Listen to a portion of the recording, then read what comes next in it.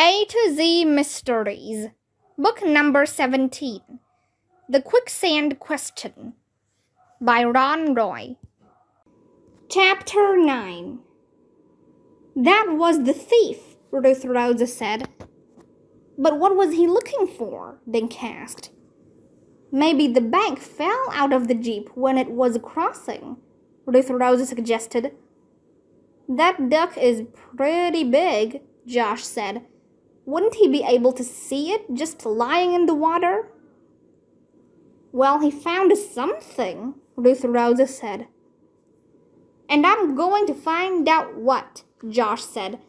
He looped Pal's leash around a tree, pulled off his sneakers, and started wading into the river.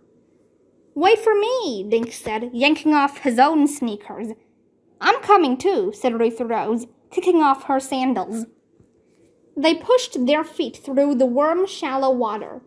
Dink could feel the fine sand between his toes. The water was so clear he could see the tiny pebbles on the bottom. It's getting kind of muddy, Josh said, a few yards ahead of Dink. Suddenly, Josh stopped. He turned around with panic on his face. I'm stuck, he cried. As Dink watched, Josh started to sink. The water was up to his knees. I can't pull my feet out, Josh yelled. I think it's quicksand. Wait a minute, Dink said. He lunged ahead and grabbed Josh's arm. Then Dink felt the sand closing over his own feet and his ankles, climbing steadily to his knees. He was stuck too.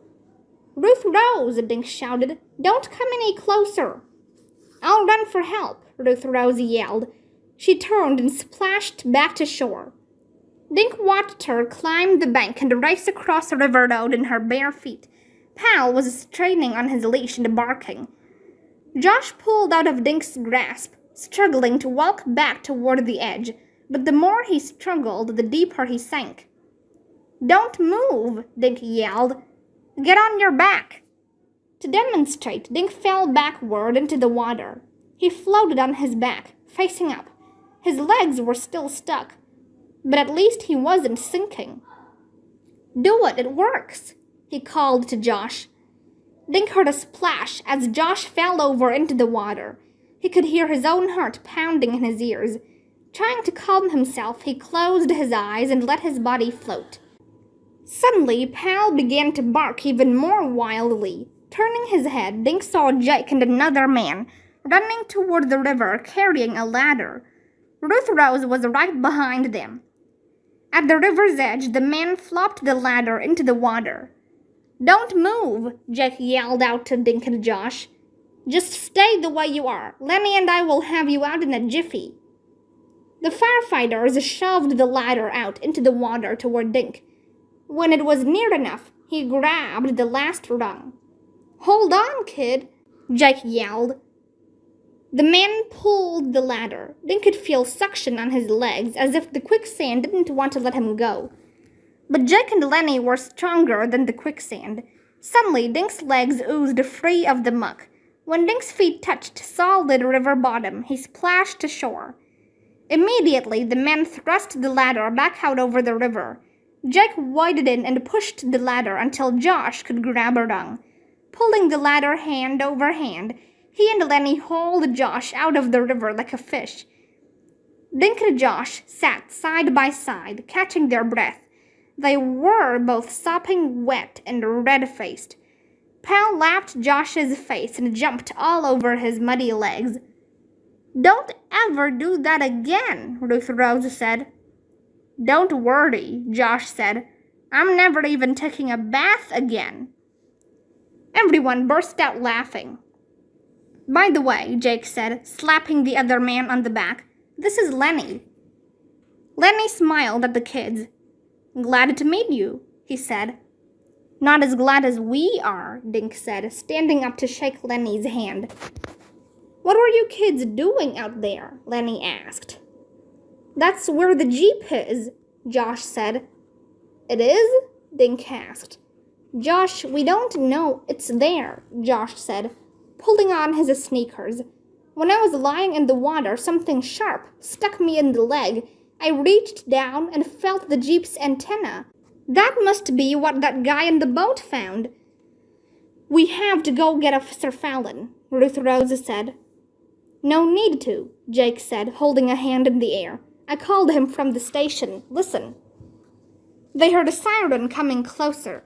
20 seconds later, a cruiser roared up to the river and stopped. Officer Fallon jumped out and practically slid into the river in his haste.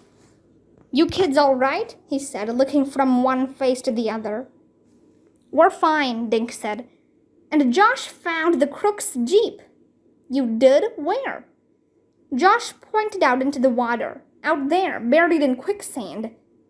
I never even knew there was quicksand in Connecticut, Ruth Rose said.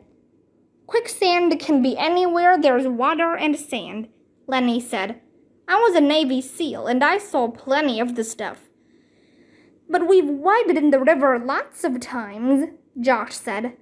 I never got stuck before. Sometimes you find it only in small pockets, Lenny explained.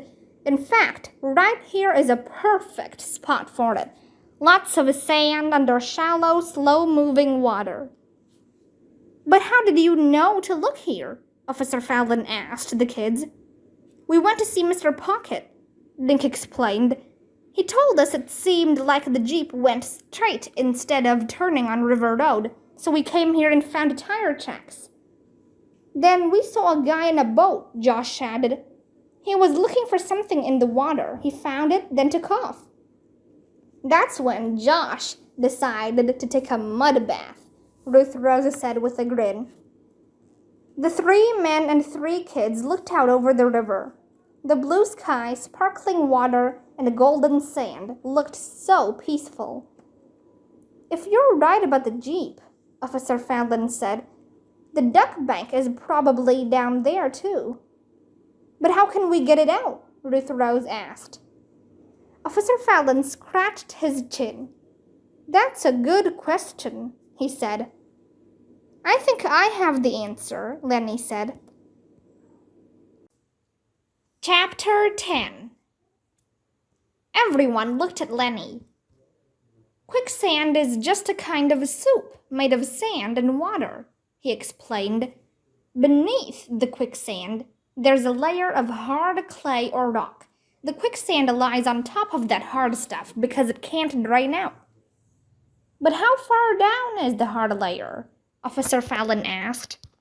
The only way to find out is to get out there in the stuff, Lenny said. But if these kids found the antenna sticking up, the Jeep must be just beneath the surface of sand. So we'll get a hook on that baby and pull it out, right, Lenny? Jake asked. Yeah, if I can find the bumper, Lenny said. I'll go out there and see what's what. You go back to the firehouse and get the truck. 20 minutes later, everything was in place. Jake had backed the rescue truck to the riverbank. A long cable with a big hook on one end lay on the ground. The other end snaked into the winch on the back of the truck. Standing at the water's edge, Lenny held the hook end of the cable. Okay, Jake called to Lenny. Go fishing. Dragging the cable and hook, Lenny half-floated, half-swam out into the river. Dink, Josh, and Ruth Rose hunkered down under a tree and watched. Pal's head was resting on Josh's knees. Officer Fallon sat in his cruiser talking into his car phone. A small crowd of people stood watching on the edge of River Road.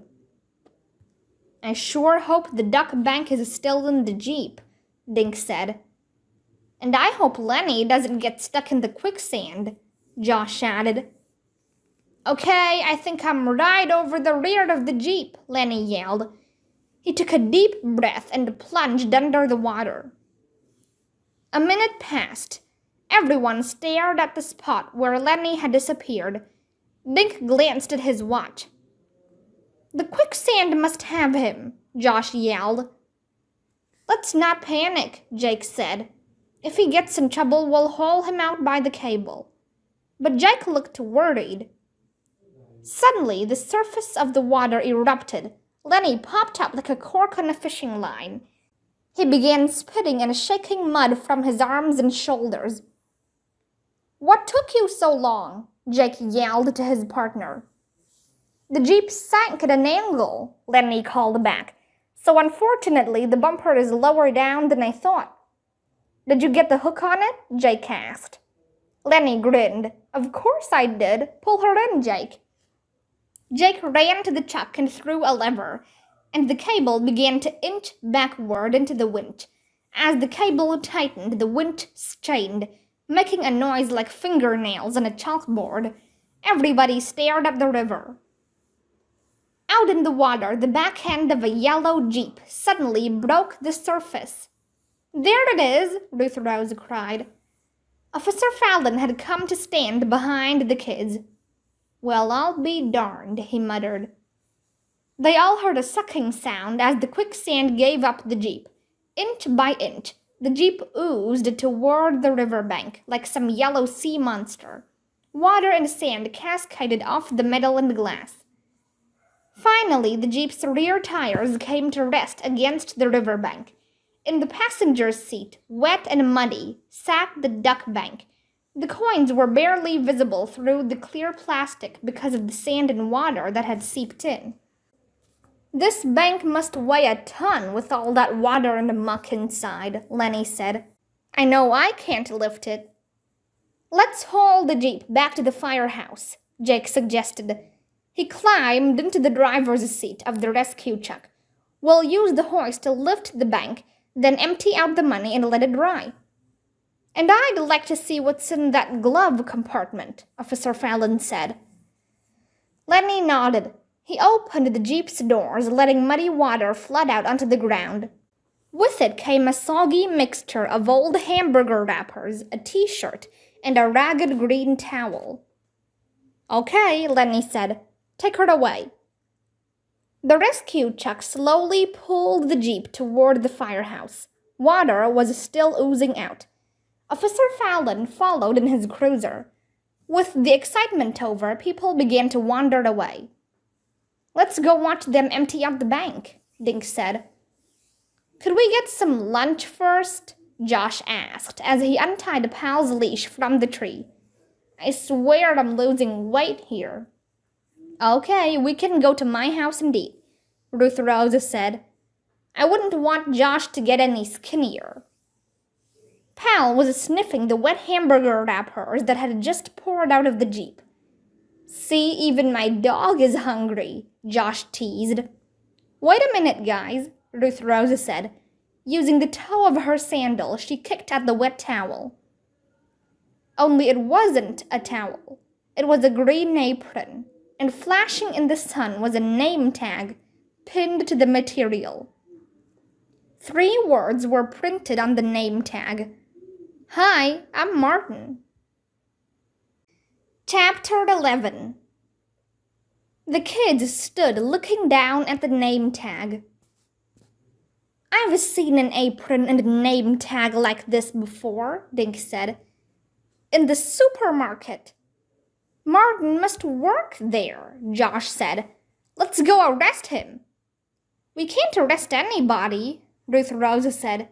We have to tell Officer Fallon. Ruth Rose scooped up the apron and wrung out the water. Then the kids raced up the grassy slope and across River Road. Pal loped alongside Josh. On the firehouse driveway, they saw Jake, Lenny, and a couple of other firefighters. The Jeep was standing in a puddle of river water. Have you seen Officer Fallon? Dink asked one of the firefighters. You just missed him, the man said, pointing to the Jeep's open glove compartment. He grabbed some papers and left. Do you know if he went to the police station? Ruth Rose asked. The firefighter shrugged. He didn't say. Dink looked at Josh and Ruth Rose. What should we do? He asked. If Martin is the crook, we needed to let Officer Fallon know, Ruth Rose said. But it might be too late, Josh said. If Martin works next door, he might have seen the Jeep being dragged over here. Josh quickly glanced toward the supermarket. He could be watching us right now. Dink thought for a minute. "We saw Martin in a rowboat a while ago, so maybe he isn't working at the market today," he said. "He might not know we found the jeep." Ruth Rose was still holding the damp apron. She looked across the lawn toward the supermarket. "Come on," she said. "If Martin isn't working today, maybe we can find out where he lives. And even if he is working, we'll tell Officer Fallon." They crossed the lawn that separated the fire station from the supermarket. Josh left Pal tied to the bike rack again, and the kids hurried inside. "Keep your eyes peeled for the big guy with mushroom ears," Josh whispered. But the store was packed with Sunday shoppers. Dozens of workers in green aprons scurried around. Many of the male employees were pretty big. "How will we ever find him?" Ruth Rose asked. "Martin could be anywhere." "I have an idea," Dink said. "When we were here before, I saw a bunch of pictures of employees. Let's check them out." Josh and Ruth Rose followed Dink toward the back of the store. They cut through the pet food aisle, took a right at the dairy department, and stopped in front of the wall of photographs. "There he is," Dink said, pointing. The man they'd seen in the rowboat was in the bottom row of pictures. He was the only one with huge ears. "Martin Fleece," Dink said, reading the name under the picture. "What should we do?" Josh asked. Ruth Rose held up the apron. "We have to find out if he's here," she said. "Let's see if Mr. Robb is in his office." The store manager's office was only a few yards from the wall of pictures. The door was open, and Dink could hear Mr. Robb's voice. "Someone's in there with him," Dink whispered to Josh and Ruth Rose. They stood just outside the door. "Marty, I just don't understand," Mr. Robb was saying. "Yesterday you were happy to work here, and today you want to quit." "I'm sorry," a deep voice responded, "but I have to go out of town. My grandmother is in the hospital, so I have to leave today, and I'll need my paycheck too." Josh peeked around the corner. When he looked back at Dink and Ruth Rose, his eyes were huge. "Martin Fleece," he whispered. "What can we do?" Ruth Rose asked. "Let us take it from here," a quiet voice said, this time from behind Ruth Rose. It was Officer Fallon with Officer Keene. "Did this come from the jeep?" Officer Fallon asked, pointing at the wet apron. Ruth Rose nodded. He took the apron and walked into Mr. Robb's office. Officer Keene followed and closed the door. Dink, Josh, and Ruth Rose stepped closer and listened. "Martin Fleece, you are under arrest for theft," they heard Officer Fallon say. 1 hour later, the kids were sitting in Officer Fallon's office. Martin Fleece was in jail. "How did you know where to find him?" Dink asked Officer Fallon. "The jeep's registration was in the glove compartment," Officer Fallon said. "His name and address were on it. One phone call told me he worked at the supermarket." "How come he didn't get caught in the quicksand like I did?" Josh asked. Officer Fallon shrugged. "Most likely, when the jeep got stuck, he realized he was in some kind of deep mud. He must have leapt clear or swum till he could walk out of the river." "Did the firefighters open the bank yet?" Ruth Rose asked. Officer Fallon stood up. He opened his drawer and took out the cookie tin and his jar of money. "Why don't we go find out?" he asked. 3 weeks later, the duck bridge was completed. The high school kids had done a great job. The bridge was wooden and looked like a regular bridge, only it was much narrower than most. A small sign said, "Ducks Welcome." One end of the bridge was on the riverbank, and it curved gracefully over River Road. Cars would be able to pass under it, and the ducks would be safe. The town decided to have a grand opening the day after the bridge was finished. Dink, Josh, and Ruth Rose packed a picnic lunch. With Pal, the twins, and Ruth Rose's brother Nate, they headed to the new duck bridge. Officer Fallon was there with his grandson Jimmy. Jake and Lenny both showed up, and Nick noticed Mr. Pocket and Randolph. While Nate, Brian, and Bradley kept Pal off the bridge, Ruth Rose unfolded a blanket. She looked for a flat place to spread it. "Can you hurry it up, Ruth Rose?" Josh said. "Those sandwiches are calling me." "You could help out, Josh," Dink said. He grabbed one end of the blanket from Ruth Rose and helped her spread it. Then he opened the picnic basket. Pal and the three little kids came running when they saw the sandwiches, cookies, and watermelon slices. As the kids ate their lunch, the girl who had first suggested the bridge sprinkled cracked corn all along it. Everybody waited. Some little kids began running around playing tag. People started to chat with each other. Someone turned on a radio, and two big kids with a frisbee tossed it back and forth. "Too much noise," Josh muttered. "It's like a party. A duck would have to be crazy to cross that bridge." Gradually, everyone else got tired of waiting and went home. "Where are the ducks?" Nate asked Ruth Rose. "Maybe now that it's quieter, we'll see them," she whispered. "Okay, we'll be real quiet," Brian said. "Be quiet, Bradley." "I'm not talking," Bradley argued. "You be quiet." Josh pulled his two brothers close to him. "If you want to see the ducks, you have to be as quiet as Pal," he whispered. Pal was lying on the blanket, sound asleep. Nate, Brian, and Bradley flopped down on both sides of the dog. They cuddled up to him like puppies. "Good move," Ruth Rose told Josh. "Think the ducks will really come?" Dink whispered.